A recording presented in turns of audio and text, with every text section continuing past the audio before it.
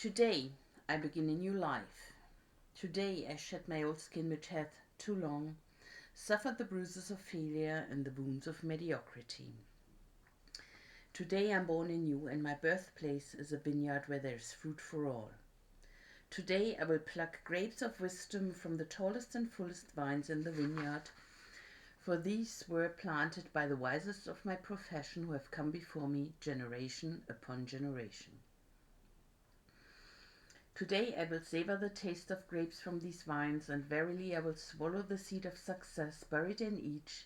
A new life will sprout within me. The career I have chosen is laden with opportunity, yet it is fraught with heartbreak and despair, and the bodies of those who have failed, were they piled one atop another, would cast a shadow down upon all the pyramids of the earth. Yet I will not fail as the others, for in my hands I now hold the charts which will guide me through perilous waters to shores which only yesterday seemed but a dream. Failure no longer will be my payment for struggle. Just as nature made no provision for my body to tolerate pain, neither has it made any provision for my life to suffer failure. Failure, like pain, is alien to my life. In the past I accepted it as I accepted pain. Now I reject it, and I am prepared for wisdom and principles which will guide me out of the shadows into the sunlight of wealth, position, and happiness far beyond my most extravagant dreams, until even the golden apples in the garden of Hesperides will seem no more than my just reward. Time teaches all things to him who lives forever, but I have not the luxury of eternity. Yet, within my allotted time, I must practice the art of patience, for nature never acts in haste. To create the olive, king of all trees, 100 years is required. An onion plant is old in 9 weeks. I have lived as an onion plant. It has not pleased me. Now I would become the greatest of olive trees, and in truth the greatest of salesmen. And how will this be accomplished? For I have neither the knowledge nor the experience to achieve greatness, and already I have stumbled in ignorance and fallen into pools of self-pity. The answer is simple. I will commence my journey unencumbered with either the weight of unnecessary knowledge or the handicap of meaningless experience. Nature already has supplied me with knowledge and instinct far greater than any beast in the forest, and the value of experience is overrated, usually by old men who not wisely and speak stupidly. In truth, experience teaches thoroughly, yet her course of instruction devours men's years, so the value of her lessons diminishes with the time necessary to acquire her special wisdom. The end finds it wasted on dead men. Furthermore, experience is comparable to fashion.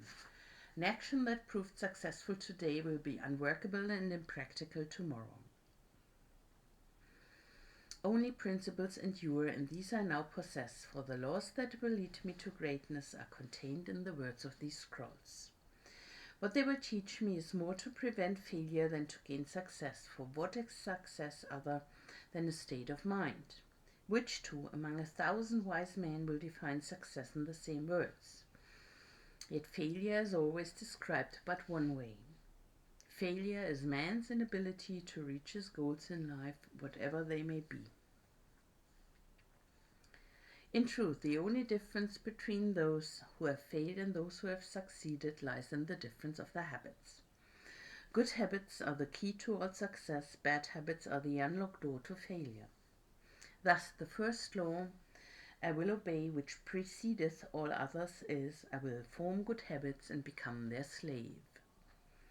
As a child, I was slave to my impulses. Now I am slave to my habits, as a all-grown man. I have surrendered my free will to the years of accumulated habits, and the past deeds of my life have already marked out a path which threatens to imprison my future. My actions are ruled by appetite, passion, prejudice, greed, love, fear, environment, habit, and the worst of these tyrants is habit. Therefore, if I must be a slave to habit, let me be a slave to good habits. My bad habits must be destroyed, a new furrows prepared for good seed.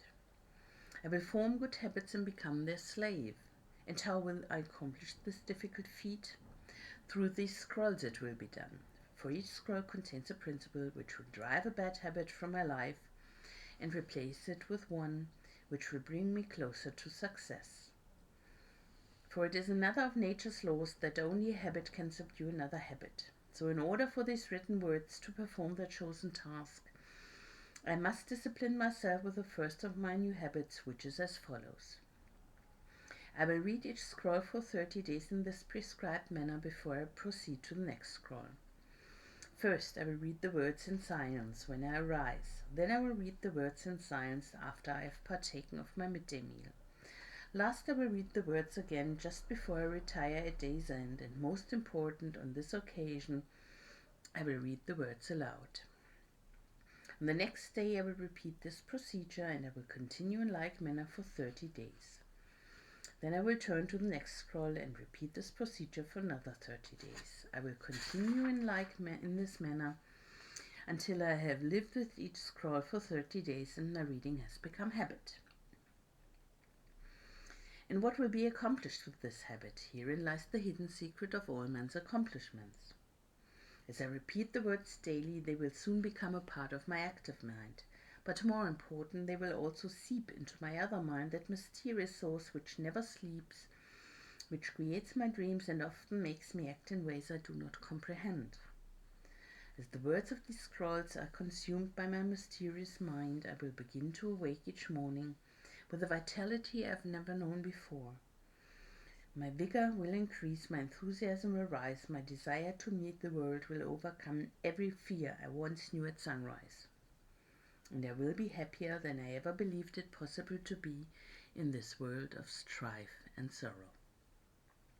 Eventually, I will find myself reacting to all situations which confront me as I was commanded in the scrolls to react. And soon these actions and reactions will become easy to perform, for any act with practice becomes easy. Thus a new and good habit is born. For when an act becomes easy through constant repetition, it becomes a pleasure to perform, and if it is a pleasure to perform, it is man's nature to perform it often. When I perform it often, it becomes a habit and I become its slave, and since it is a good habit, this is my will. Today I begin a new life, and I make a solemn oath to myself that nothing will retard my new life's growth. I will lose not a day from these readings, for that day cannot be retrieved, nor can I substitute another for it. I will not break this habit of daily readings from these scrolls, and in truth, the few moments spent each day on this new habit are but a small price to pay for the happiness and success that will be mine. As I read and reread the words in the scrolls to follow, never will I allow the brevity of each scroll, nor the simplicity of its words, to cause me to treat the scroll's message lightly. Thousands of grapes are pressed to fill one jar with wine, and the grape skin and pulp are tossed to the birds. So it is with the grapes of wisdom from the ages. Much has been filtered and tossed to the wind. Only the pure truth lies distilled in the words to come.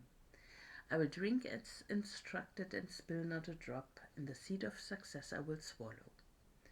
Today my old skin has become as dust. I will walk tall among men, and they will know me not, for today I am a new man with a new life.